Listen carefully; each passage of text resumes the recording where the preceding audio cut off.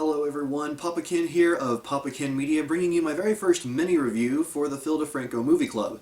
And this week, we've got Tremors. Tremors was released back in 1990, back when it was still cool to smoke in movies, and you could open a movie with Kevin Bacon pissing off a cliff.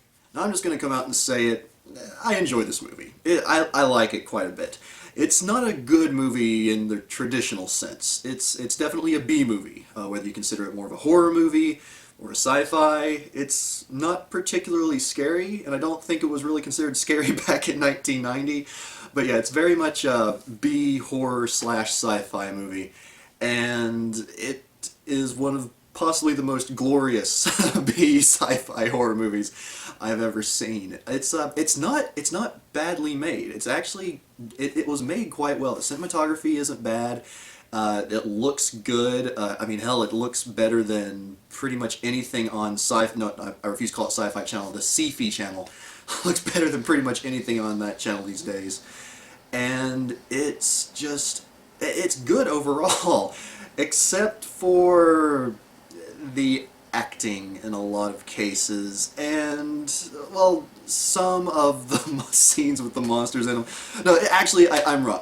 I'm wrong. It pretty much revolves around the acting where it gets really bad. And, you know, I mean, it has good moments. I mean, the comedy is spot on. I laughed so much at this movie, often intentionally when it was supposed to be funny. And what makes it a really good B-movie for me is that every time I think I'm technically supposed to be scared, or you're like, no, something intense is going on, and, you know, in a good movie, it actually would be tense, I laughed. The first, actually it's technically the second death, I laughed when it happened. I'm pretty sure that means I'm going to hell and I'm a horrible person, but it was funny, and there were so many unintentionally funny moments in this movie. It was absolutely hilarious. I love it. And the cast, I mean, come on, you have Kevin Bacon, Fred Ward, Finn Carter, I don't even know who she is. She's kind of cute. Reba McEntire, whose music I don't listen to. Ariana Richards, who you might know from Jurassic Park, and wow, she grew up to be cute. Victor Wong, aka Grandpa from Three Ninjas. Yeah, I'm sorry if you know what that is too. And this guy. Now there is one part about this movie that really just kind of drives me nuts every time I see this scene. Okay, at one point one of the creatures essentially corners two of the people, the two that are I guess they're considered the rednecks of the group or whatever, but it corners them in their house, and they just start unloading their rifles on the thing.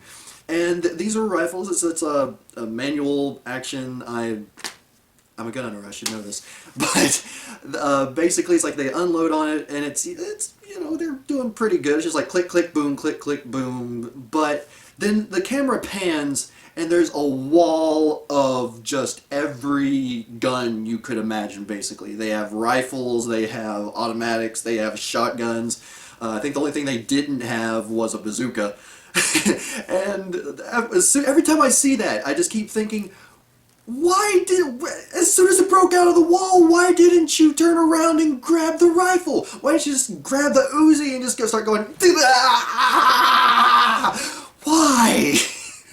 But yeah, that's really the only part about the movie that really bugs me, and I don't know why, but it just, every time I see that scene, it just, Now, the star for me in this movie is easily Kevin Bacon. I mean, what movie is Kevin Bacon in where he doesn't just steal the show?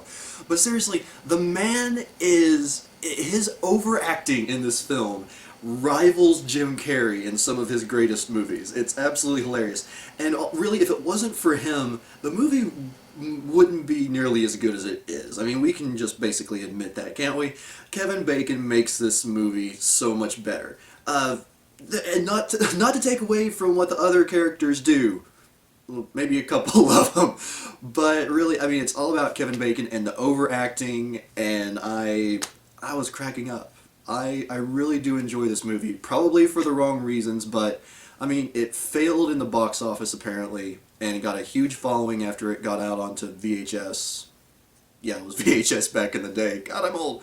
But you know, despite the fact that it failed in theaters, I'm glad that it did well afterward and it got the cult following that it does. If you can catch it on Netflix, DVD, however, I wouldn't shell out money for a Blu-ray on this if that even exists at this point. It's definitely not worth shelling out that much money, but it's definitely worth watching, and I definitely recommend it to anyone as a fan of B horror movies, B sci-fi movies that don't suck. I'm looking at you, Sharktopus.